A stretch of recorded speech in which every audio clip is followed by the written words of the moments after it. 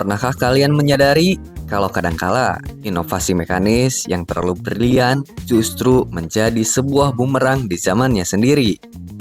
Coba kalian perhatikan jalan raya hari ini. Kita semua begitu memuja skutik dek tengah berbodi bongsor, skutik Maxi dengan suspensi ganda, dan posisi berkendara yang tegak kini merajai aspal Indonesia. Kita rela membayar puluhan juta demi sebuah kenyamanan eksekutif. Tapi, bagaimana jika saya katakan bahwa pondasi kenyamanan skutik mewah yang kalian nikmati hari ini sebenarnya sudah pernah disodorkan oleh Suzuki lebih dari 15 tahun yang lalu? Ya, di saat pabrikan lain masih sibuk berjualan skutik mungil, berdek rata, dengan kaki-kaki kecil, Suzuki justru mengambil langkah yang radikal. Mereka melahirkan sebuah mahakarya. Inilah Suzuki Skywave 125, sang skutik ningrat yang nasibnya harus berbenturan dengan kerasnya realitas pasar. Mari kita bongkar sejarahnya. Mari kita putar waktu ke era 2007 hingga 2008. Saat itu, peta persaingan skutik di Indonesia masih sangat konvensional. Konsumen kita baru saja bermigrasi dari motor bebek ke motor matic. Dan pikiran mayoritas masyarakat tertuju pada satu format mutlak.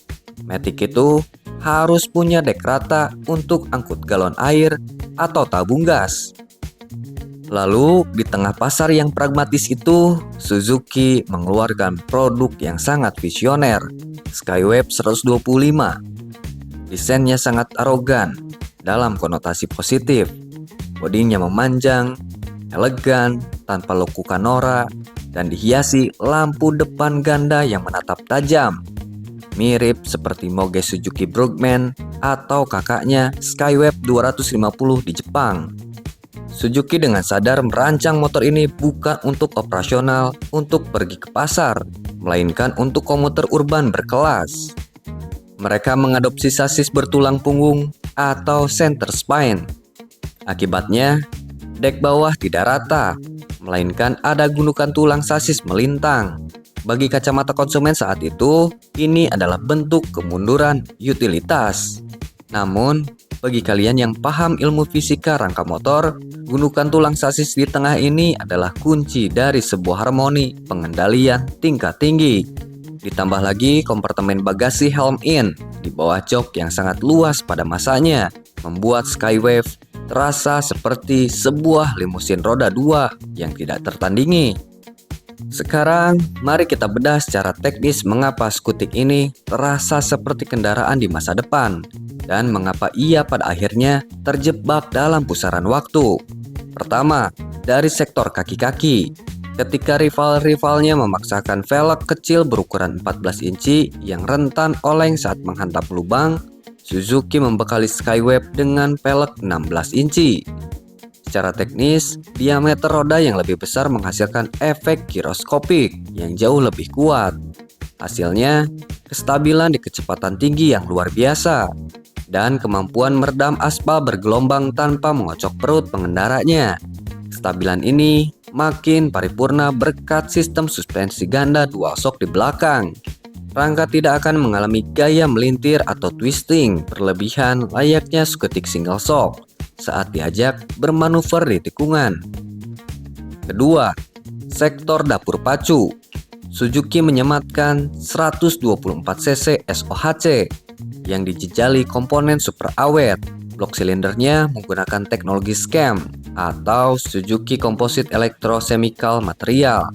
Ini adalah teknologi pelapisan dinding silinder tanpa slab besi yang awalnya dipakai untuk motor performa tinggi. SCAM membuat mesin melepas panas sangat cepat dan ketahanannya sungguh badak. Dipadukan dengan sistem PAIR atau Pulse Secondary Air Injection dan karburator Mikuni BS26.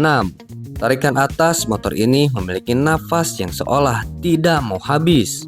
Jangan lupakan juga lampu rem yang sudah menggunakan LED built-in dari pabrik, sebuah keistimewaan yang langka di tahun 2007. Namun, dari semua kelebihan yang dimiliki Suzuki Skywave itu, kita harus objektif menatap realitas di lapangan. Apa kelemahan fatal yang membuat motor sehebat ini gagal mendominasi? Jawabannya ada pada jebakan demografi dan dimensi. Bobot Skywave menembus 113 kg, ditambah karakter roller CVT bawaan yang berat, serta karburator tipe vakum. Tarikan awal skutik ini terasa cukup lambat atau lemot dibandingkan Matic kompetitor yang ringan dan responsif di tarikan bawah. Lalu jebakan fungsionalitas, pada tahun itu masyarakat Indonesia membutuhkan motor Matic yang bisa diandalkan untuk segala jenis angkutan barang harian. Dek tengah Skywave membatasi utilitas kelas pekerja. Suzuki menciptakan skutik Grand Touring yang elegan, tapi melemparnya ke kerumunan masyarakat komuter utilitas. Ini bukan kegagalan produk, melainkan ketidaksesuaian timing dan mindset pasar saat itu. Lalu, apa pencerahan yang bisa kita ambil dari sejarah panjang Suzuki Skywave 125? Hari ini, para engineer pabrikan sayap ngepak dan garpu tala menetapkan dek tengah dan wall shock belakang sebagai standar baku kenyamanan Matic premium mereka. Masyarakat sekarang berani meminang motor berdek tengah tanpa protes soal daya angkut galon. Fakta ini membuktikan satu hal, Suzuki tidak pernah salah dalam merancang desain. Mereka hanya melangkah 10 tahun lebih cepat dari zamannya. Bagi kalian yang saat ini masih memelihara Suzuki Skywave di rumah, pertahankanlah. Kalian tidak sedang menyimpan rongsokan masa lalu, melainkan kepingan sejarah inovasi yang terlalu jujur. Material bodinya yang tebal, kualitas cat yang memukau, dan ketahanan mesin scam yang legendaris adalah bukti integritas engineering Suzuki. Motor ini adalah manifesto kebanggaan bagi rider yang lebih memilih mementingkan stabilitas sasis ketimbang sekedar kepraktisan sesaat. Sekarang pertanyaannya, benar nggak sih Skywave 125 ini terlalu cepat lahir di Indonesia? Atau jangan-jangan kalian punya kenangan khusus bahwa motor elegan ini untuk jalan santai di tahun 2008? Dan kalau Suzuki benar-benar menghidupkan Skywave lagi, menurut kalian harus jadi apa? Matic 125 yang nyaman dan murah? Atau Matic 160 penantang PCX dan NMAX? Tulis pengalaman kalian di komentar. Saya ingin baca cerita dari pemilik aslinya, bukan cuma kata orang, bengkel, atau mitos forum. Jika kalian setuju Skywave dibangkitkan lagi, tekan tombol like dan share video ini ke teman atau komunitas roda 2 kalian. Dan pastikan kalian subscribe Obey Motologi agar tidak ketinggalan bedah analisis otomotif cerdas lainnya. Saya Obey, salam motologi.